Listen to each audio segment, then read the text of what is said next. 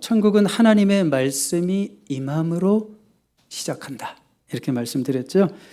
천국은 마치 씨앗이 좋은 땅에서 이렇게 떨어져 자라듯이 확장된다, 이런 말씀도 드렸습니다. 그래서 겨자씨는 아주 작은 것이로되 그 안에 생명이 있으면 반드시 크게 자란다 그랬어요. 그렇지만 천국의 확장을 방해하는 사탄의 방해도 있다고 그랬죠. 그게 뭐예요? 주님이 알곡 심어놓은 밭에 뭘 갖다 심어놓는다고 그랬어요? 가라지를 갖다 심어놓는다고 그랬고, 지난주에 제가 여러분들에게 뭐라고 설교 제목으로 말씀을 드렸냐면, 가라지, 잡초 함부로 뽑지 맙시다. 누가 가라지인지 누가 잡초인지 우리가 어떻게 100% 알 것이며, 그리고 그 가라지가 주님 다시 오시기 전에 알곡으로 바뀔지는 어떻게 할 것이며, 그리고 가라지 뽑다가 뿌리가 얽힌 알곡까지 다 뽑히니까 그러면 안 된다고 말씀드렸어요. 그러나 마지막 때는 심판이 있다고 그랬죠. 가라지는 모아서 불에 사르고 알곡도 역시 모아서 주님의 곳간에 모으신다, 이런 말씀 드렸어요. 자, 여기까지가 이제 우리가 지금 마태복음 13장 천국의 비유 나눈 말씀이고요. 오늘 이제 두 가지 비유를 더 보게 되는데, 쌍둥이 비유입니다. 누군가 보화를 발견하고 누군가 진주를 찾아다니다 진주를 찾고, 이 쌍둥이 비유인데, 자, 이 두 비유는 무엇인가 하면, 그렇다면 이 천국을 어떻게 소유할 수 있는가요? 이 천국을 어떻게 소유할 수 있는가? 천국을 소유한다 그러니까 약간 헷갈리시는 분도 있죠. 어떻게 이 천국의 삶을 누릴 수 있을까? 그리고 궁극적으로는 우리가 영원한 천국에 갈 수 있을까까지 연결이 되겠죠.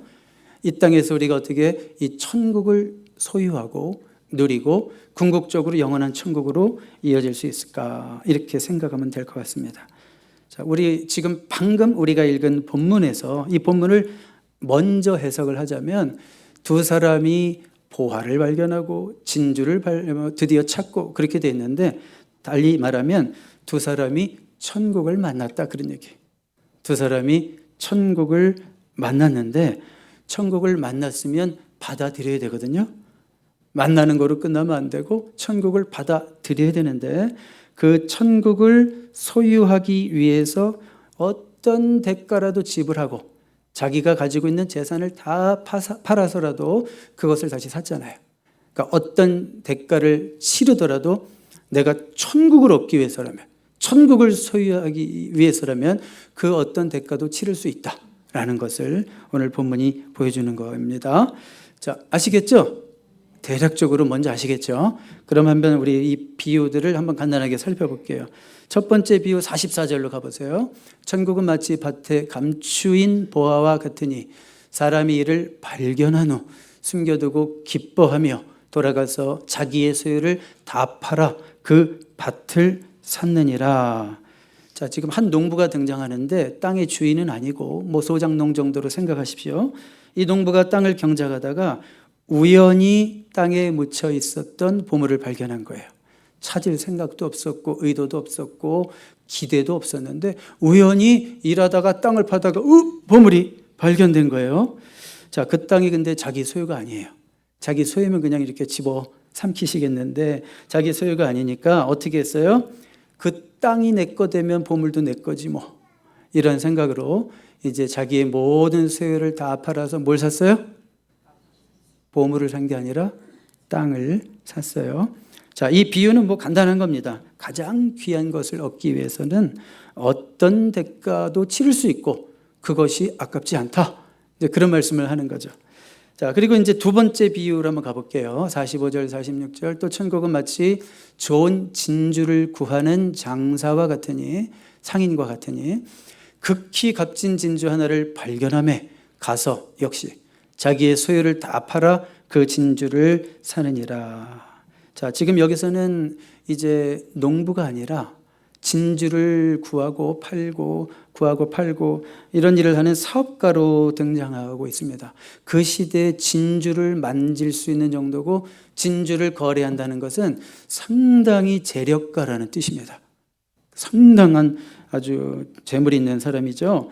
그러니까 그 사람은 이미 인생의 많은 즐거움들을 이미 다 누렸을 거예요. 가진 돈이 많으니까 누릴 거 다 누려봤을 거예요. 그럼에도 지금 뭘 찾으러 다녀요? 더 좋은 진주를 찾으러 다닙니다. 무슨 얘기일까요? 아직 그의 내면은 공허하다. 그런 얘기죠. 목마름이 있는 거죠. 지금까지 내가 누려봤던 게 전부일까?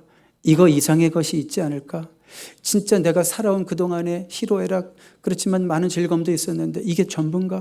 혹시 더 다른 것이 있지 않을까? 내가 모르는 진리가 있지 않을까? 이제 그런 목마름에 이제 찾아다니는 거죠. 뭔가 최선의 것, 최고의 것을 찾아다니는 거죠. 여러분, 우리에게 최선의 것, 우리가 찾는 최고의 것은 저 하늘나라에 있습니다. 이 땅에는 없어요. 우리가 찾는 진주는 결국 영원한 천국이고 영원하신 하나님뿐이심을 믿습니다. 그래서 우리가 그분을 찾기까지는 우리의 인생이 너무 공허한 거예요. 세상의 것 다 가져도 내 안에는 주님만이 채우실 수 있는 공간이 있어가지고 주님으로 내 안에 그 공간이 채워지지 않으면 다 가진 것 같은데, 남들은 나를 부러워하고 잘 산다고 어쩌고 예쁘다고 그러는데 내 안에 주님만이 채우실 수 있는 그 공간이 채워지지 않으면 우리는 항상 공허할 수밖에 없는 거예요. 그래서 이 진주 장사도 이미 많은 진주를 가지고 있겠죠. 진주 장사하는 상인이니까, 거부니까. 그럼에도 불구하고 더 좋은 진주를 찾아서 헤맵니다. 오늘 혹시 진주 목걸이를 하고 오신 분이 있어요? 이것 때문에 가려서 안 보이는데, 네. 역사를 조금 이렇게 기록을 보니까 클레오파트라 아시죠? 클레오파트라가 아주 값진 진주 2개를 항상 소유하고 다녔대요. 이렇게 맸는지 뭐 들고 다녔는지 그것까지는 제가 못 읽었어요. 당시 가장 귀한 진주를 소유했다는 것은 그 사람의 지위, 신분을 나타내는 것이었다고 합니다. 그게 요즘식으로 환산하면 그 진주 하나가 수백만 달러래요. 진주 하나가. 근데 클레오파트라는 그 2개를 항상 이렇게 들고 다녔대요. 자, 그런 진주. 지금 상인이 지금 그런 진주를 찾아다니는 거고 드디어 발견했어요. 드디어 찾았어요. 고생 끝에 드디어 찾아서 역시 자기의 소유를 다 팔아 그 진주를 찾다, 이렇게 말씀하고 있습니다. 자, 이 2가지 비유의 공통점은 분명하죠? 뭐예요? 가장 귀한 것을 얻기 위해서라면 덜 중요한 것은 얼마든지 포기할 수 있다. 중요하지 않은 것은 얼마든지 희생시킬 수 있다. 무엇을 얻기 위해서라면? 가장 좋은 것을 얻기 위해서라면 그렇습니다. 이 말을 제가 오늘 설교 중에 몇 번 더 반복하게 될 거예요. 자, 그런데 이 2 비유의 명백한 차이점이 있죠.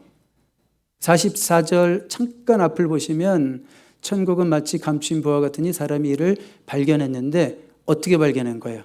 의도적으로 발견한 거예요? 우연히 발견한 거예요? 우연히 보물을 발견한 것이고, 그 다음에 2번째 비유로 넘어가 보세요.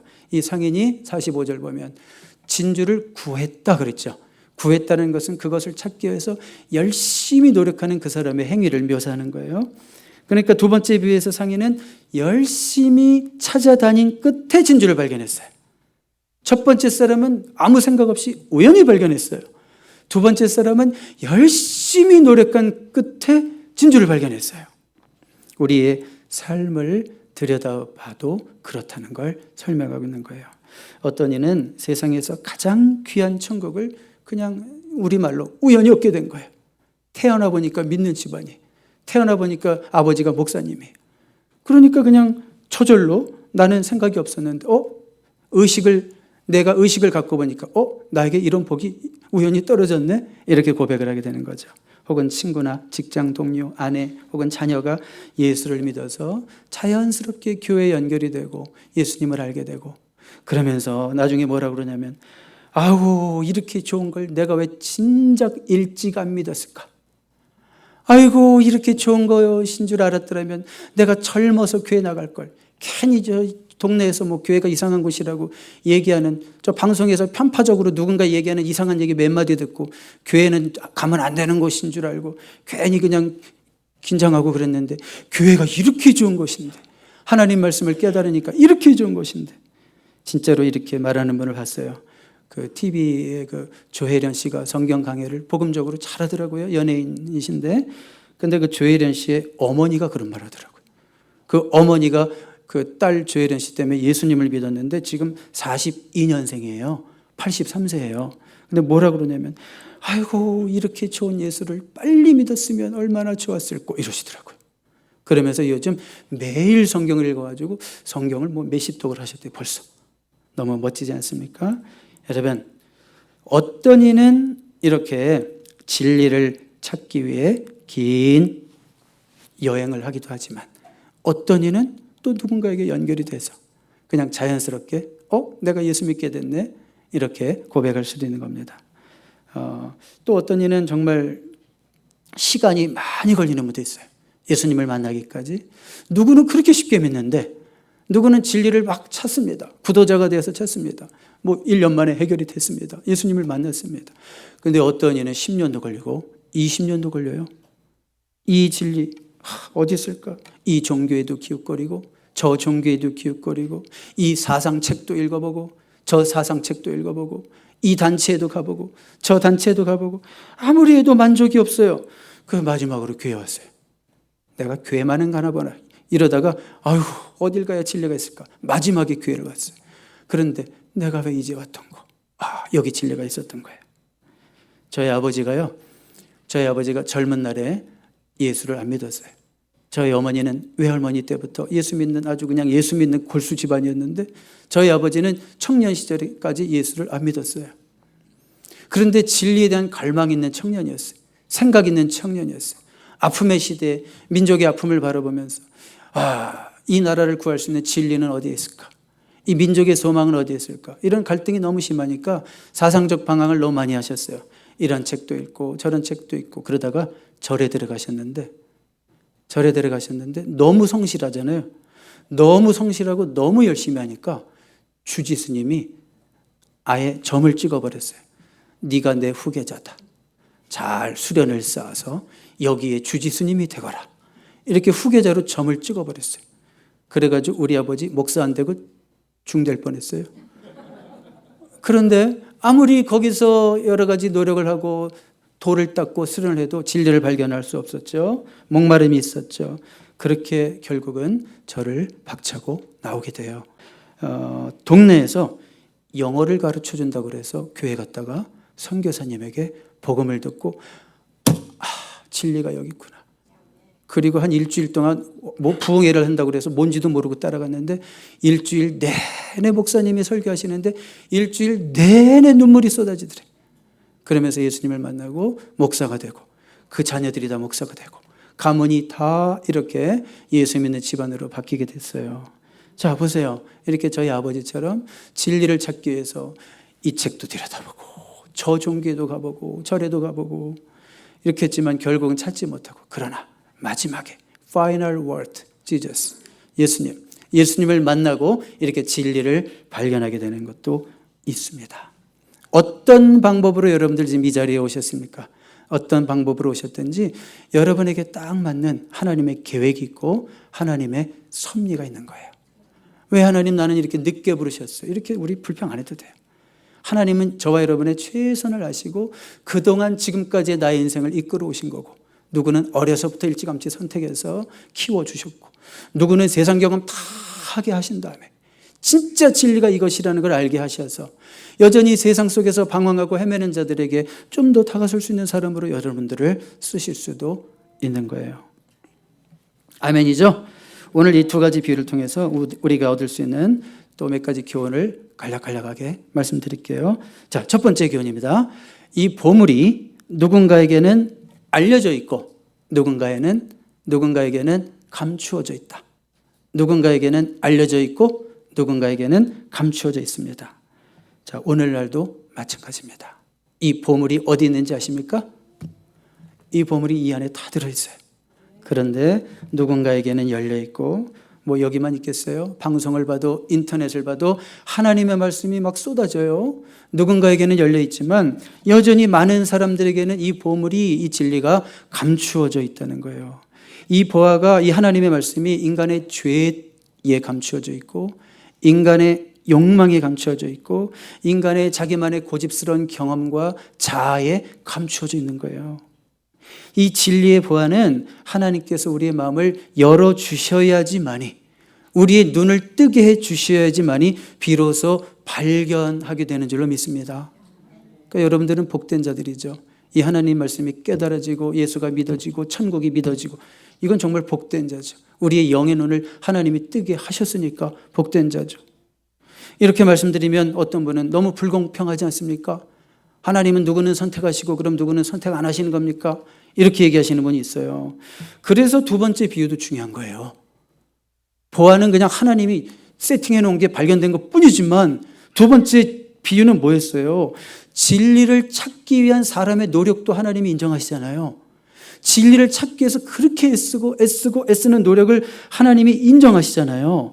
진지한 구도자는 진리를 발견할 가능성이 큰 거예요. 그래서 왜 나는 안 믿어지지? 그러면 끝까지 구도자로 사는 거예요. 하나님, 나도 알고 싶습니다. 이런 내면의 솔직한 양심의 기도를 드리면 되는 거예요. 그러면 하나님이 만나주실 줄로 믿습니다. 누군가에게는 열려있고 누군가에는 닫혀있지만 저는 이것을 이중 예정이라고는 생각하지 않습니다.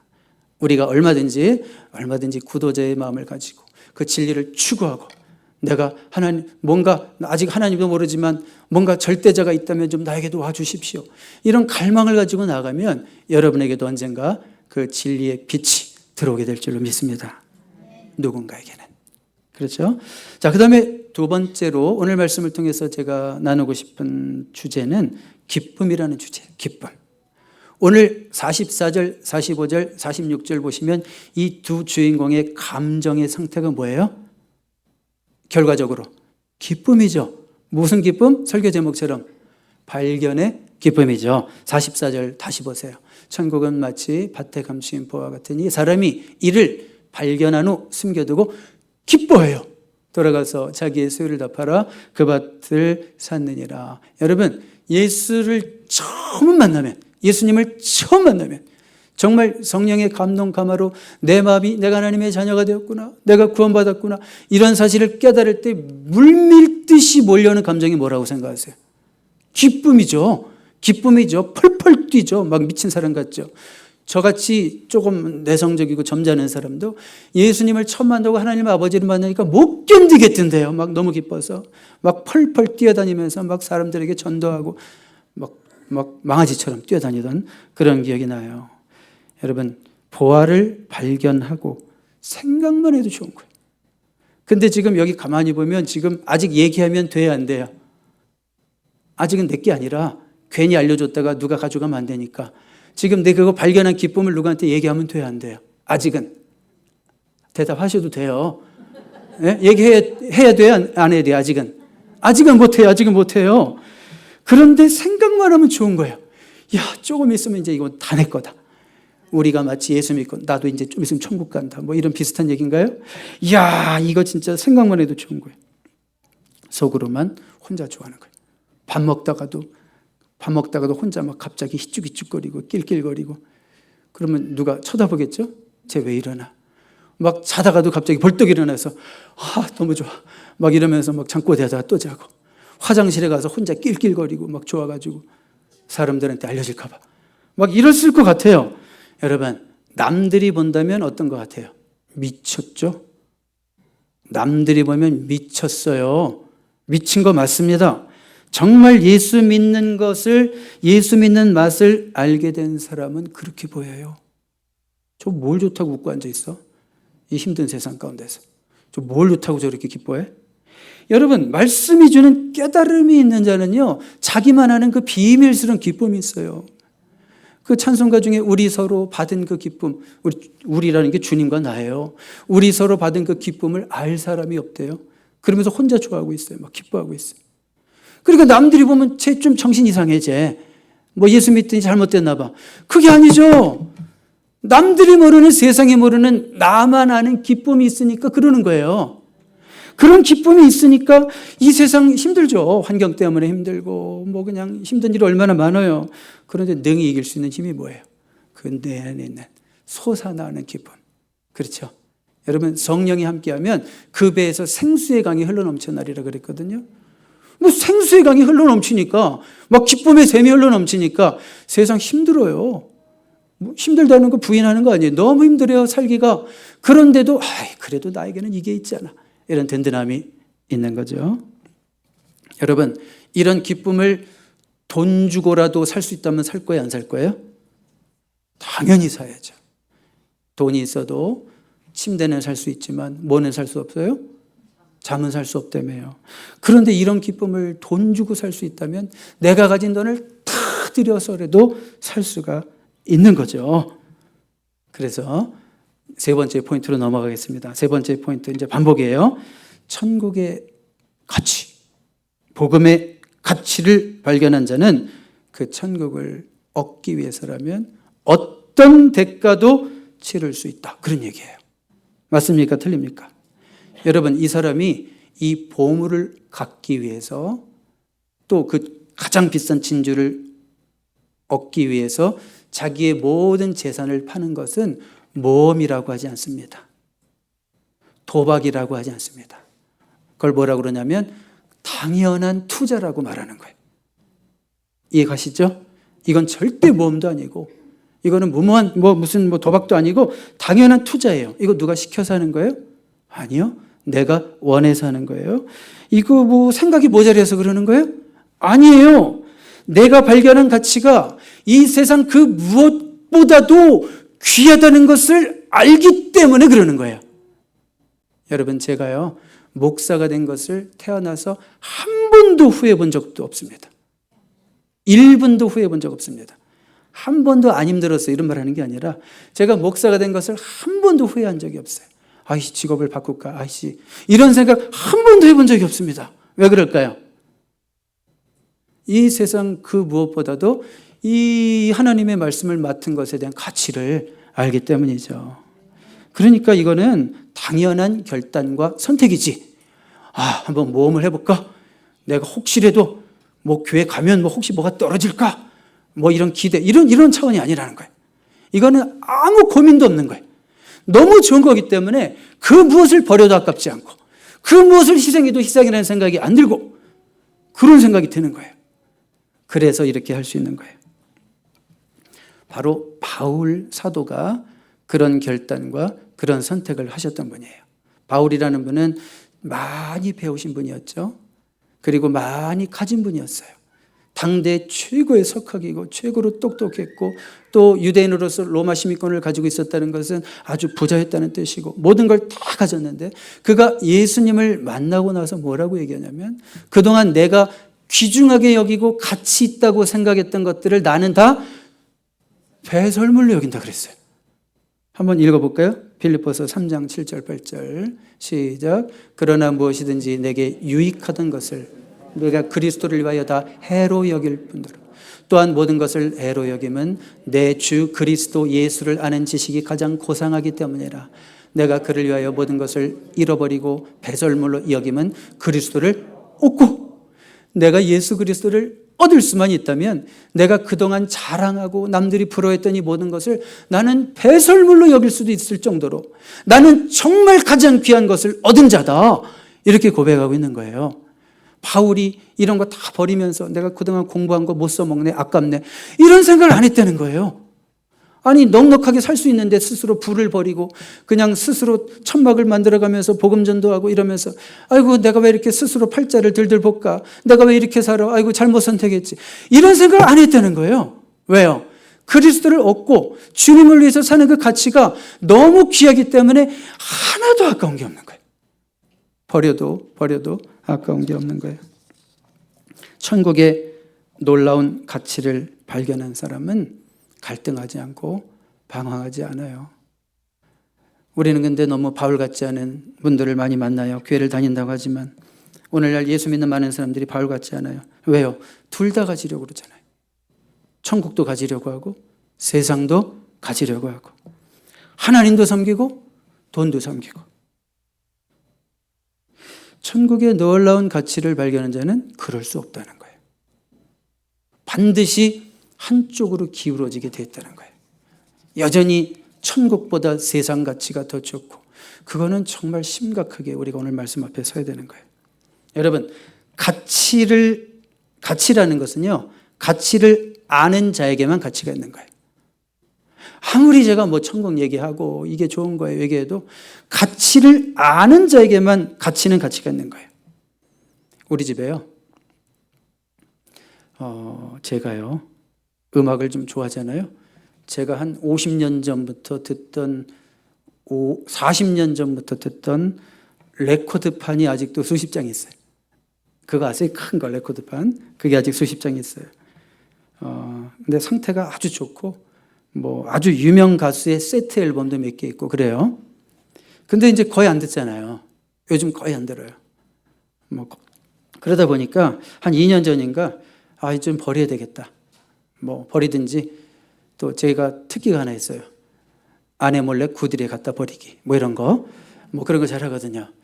아내가 얼마 안 되니까. 아내 몰래 구들에 갖다 버리기. 이런 거 잘하는데, 구들에 갖다 줄까? 이렇게 버리기 전에 혹시 궁금해서 가격이나 한번 알아보자 하고 좀 비싸 보이는 거 몇 개 가격을 알아봤는데, 인터넷을 서치했어요. 거래가가 이렇게 나오더라고요. $500에서 $2,200. 깜짝 놀랐어요. 아니, 제가 그런 걸 가지고 있었어요. 이렇게 보니까 어떤 사람은 500불에 내놨고 어떤 사람은 2,200불에 내놨더라고요. 희귀 음반이라 뭐 그런 건지 모르겠어요. 버렸을까요? 안 버렸을까요? 네네. 안 버렸어요.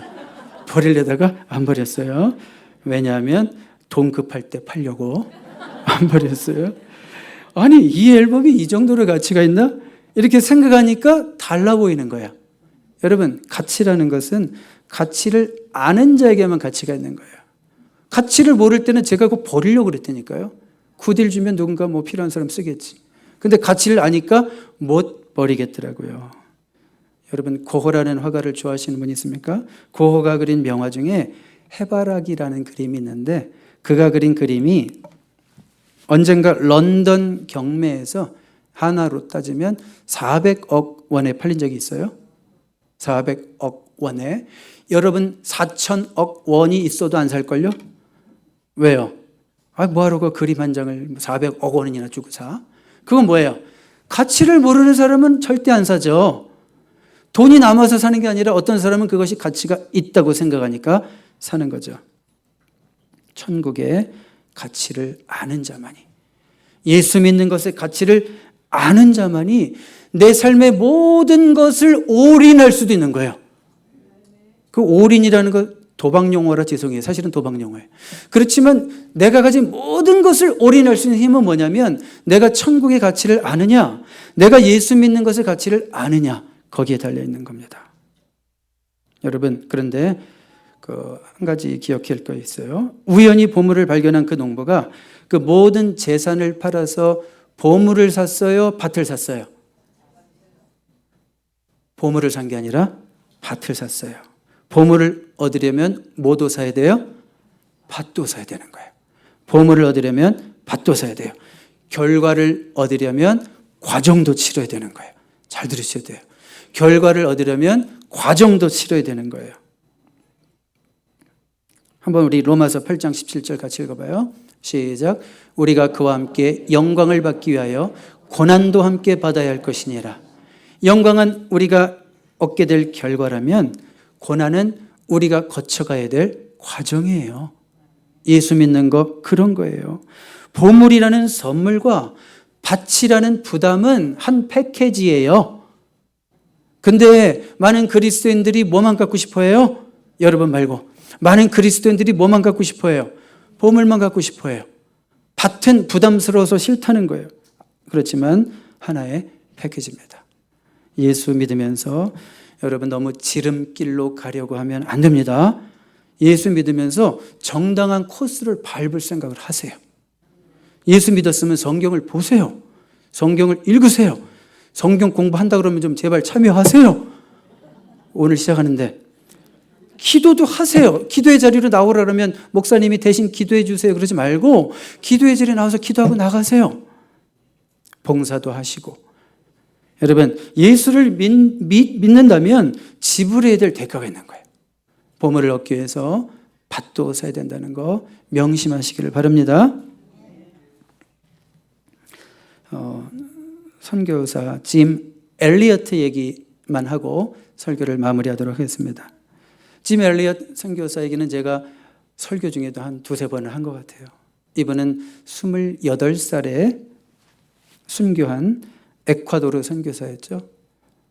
제 아버지랑 나이가 동갑이라 한번 눈여겨봤던 기억이 나요.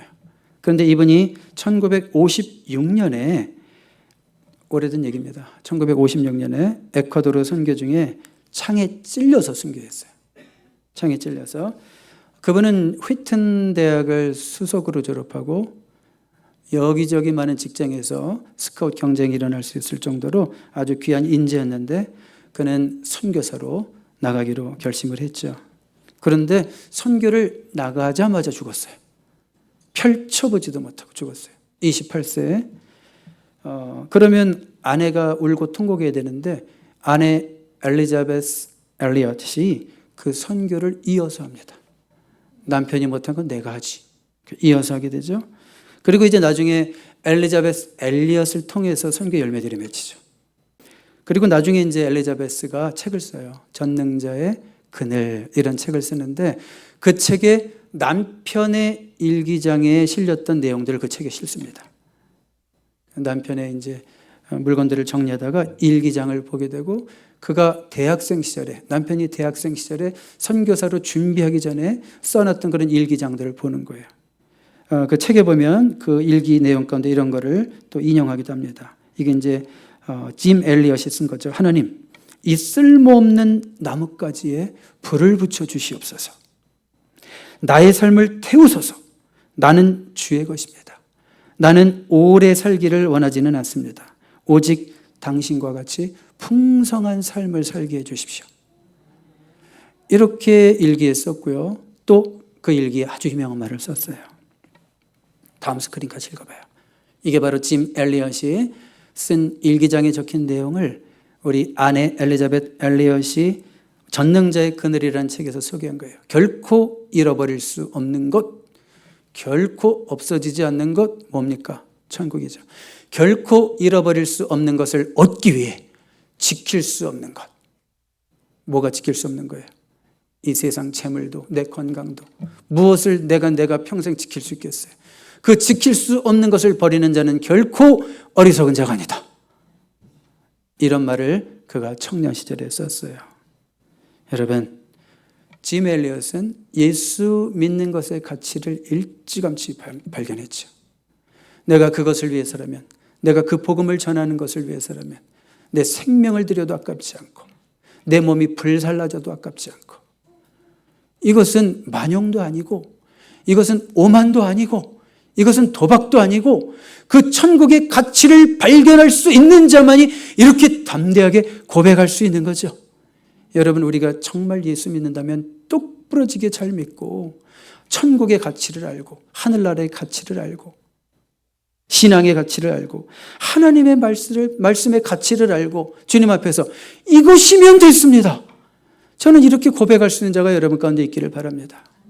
하나님, 나 교회 나오니까 뭐도 좀 해주시고 저것도 좀 해주시고 이것도 좀 해주시고 내가 교회를 이렇게까지 나왔는데 하나님 왜 이리도 없어요? 뭐 이거 뭐예요? 좀 이런 말보다는 하나님, 천국의 가치, 신앙의 가치, 하나님의 말씀의 가치, 이것이면 그만입니다. 이렇게 고백할 수 있는 여러분들도 이 자리에 있기를 바랍니다. 천국을 발견한 기쁨이 이 세상 모든 것들보다 비교할 수 없을 정도로 좋기 때문에 우리는 그런 고백도 할 수 있게 되는 것입니다. 기도하겠습니다.